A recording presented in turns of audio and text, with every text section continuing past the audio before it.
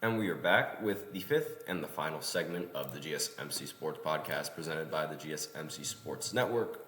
And in this fifth segment, it's going to be a bit of a shorter segment than the rest of them. I'm just going to talk about my experience within the at the Purdue game because I went to, this is the first Big Ten basketball game that I've ever actually attended to. My cousin goes to Purdue, and that was a big reason why I wanted to go to this game because, everyone on this side of the family is a Purdue fan, and rightfully so for being in basketball. They went to the NCAA finals last year. They didn't end up winning because of that beast UConn was last year, but still making it to the finals in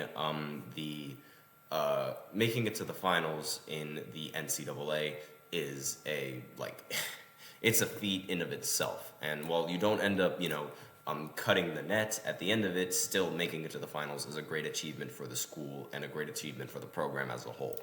But this game, it was very, very exciting. The environment was great. I'm going to post all of the videos that I have that I took from the game over on the channel later on today. So if you guys are interested in the Purdue and how that worked and how the game looked, be sure to tune into that. I got the seats that we got, they were really, really high up, so I was able to see everything on the court and everything that ended up going down. And this game, while it wasn't a competitive game, the final score of this game was 83-64 in favor of Purdue.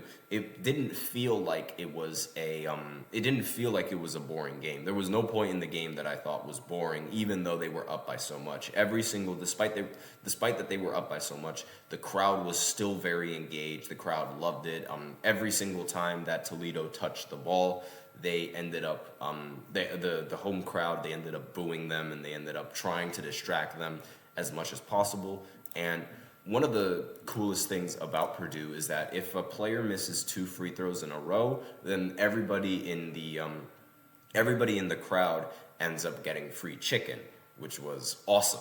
And one of the funniest moments was when one of the players on Toledo, they ended up airballing a free throw.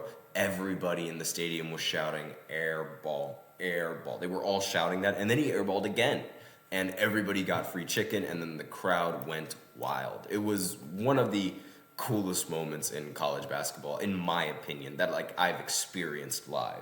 And my cousin, he warned me that this player right here, his name is Braden Smith.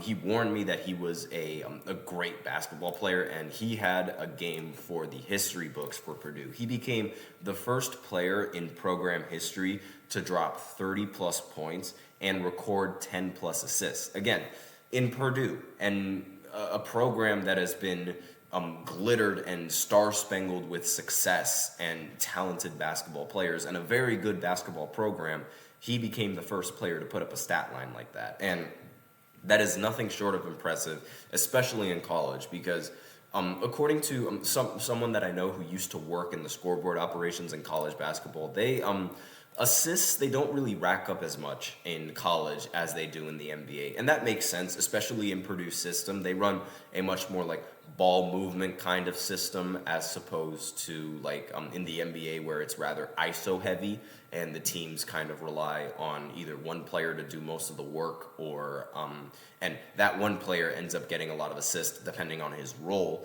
But in college, the assists don't really stack up all that much because there's a lot more ball movement and the ball gets shared amongst its players. But the fact that he was able to be the first player in this program to record a stat line like that is nothing short of impressive.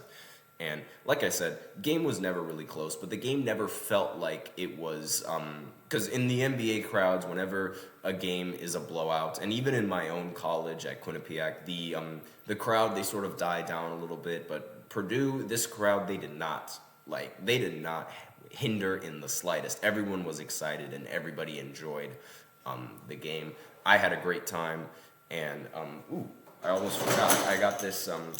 I was able to get this souvenir for the game as well. This is a chain that you can wear while you're in the game, and we all know these Purdue super fans. They wear all sorts of stuff. There were people that had golden wigs on. There were people that had gold chains that go all the way down to their knee. So many people were into this game. It was a great game, and again, while the score was very lopsided, I can only imagine like how the atmosphere would have been if it was a very, very close game, or if they went up against a much more. I don't want to say this team was incompetent, because if you're playing in Division I basketball, obviously you have to be a very good player. But the compared to a team like, comparing a MAC team to a Big Ten team, that's a very steep jump, and that's a very, very it's a large gap, and it's like any team that can compete with the Big Ten, usually those SEC teams, we all know the SEC is just it's littered with sports talent, and the fact that just imagine like how if it was like a Rutgers game, like imagine if Purdue matched up against Rutgers. I think that atmosphere would go absolutely ballistic for every single scenario. And if it's a very close game, then they go even more ballistic. But it's like when Purdue was not scoring and when Toledo was like going on a little bit of a run, because obviously runs happen in basketball. There are teams that go on shooting droughts. The crowd, they get really engaged, and then they start cheering even louder than what they did before. It was a very good experience. I loved every single aspect of this game. And that's all that I really wanted to say. I'll just talk about like my experience in this game, and I'll be posting those videos a little bit later on today if you guys are interested. But that's all that I have for this segment. So thank you so much for tuning in to the GSMC Sports Podcast presented by the GSMC Sports Network.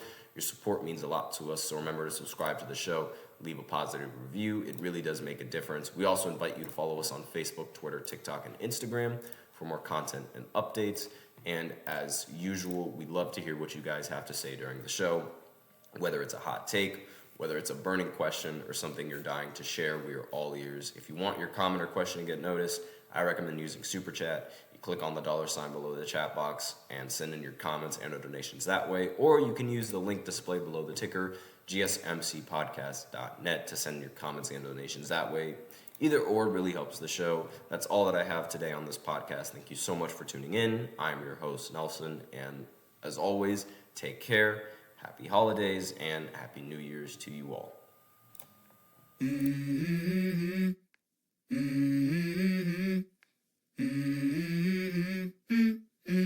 Let's go. I wake up to a little bit of drool on my pillow, feel like it's gonna be a bad day. Yeah, I'm tired of shit, and the coffee ain't hit yet. Damn, ain't that great. I don't wanna go to